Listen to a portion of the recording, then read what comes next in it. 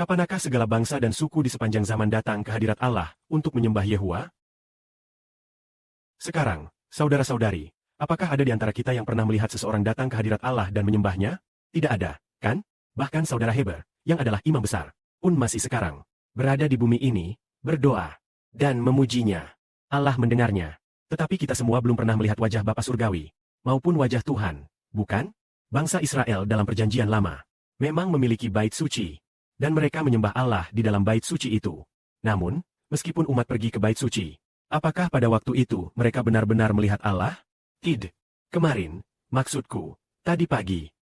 Pukul 4.37 dini hari. Roh Kudus berkata demikian.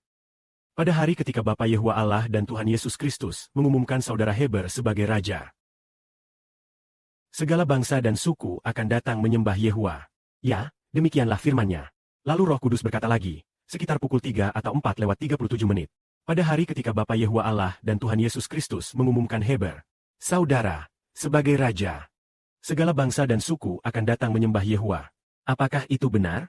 Ya, benar sekali. Sebab kita semua tahu bahwa Yehua adalah Allah Israel. Maka, ketika Israel memerintah sebagai Raja, secara alami ia akan menggembalakan umatnya untuk melayani Allahnya. Yehua adalah satu-satunya Allah yang benar.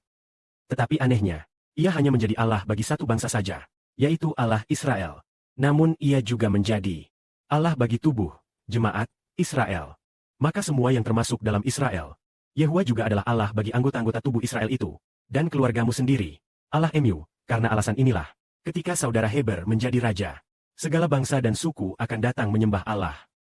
Sebenarnya, segala bangsa dan suku itu adalah keluarga rohani saudara Heber, anak-anak rohanimu, keturunan rohani.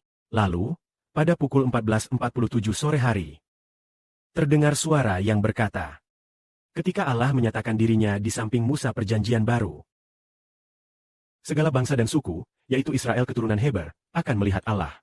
Lalu dikatakan, wah, hari ini, pertama pukul 4.37 dini hari. Lalu sore harinya, pukul 14.47. Selang 10 jam 10 menit. Keduanya membicarakan hal yang berkaitan dengan Heber. Dikatakan lagi, pukul 14.47 sore. Roh Kudus berkata, ketika Allah menyatakan dirinya di samping Musa perjanjian baru.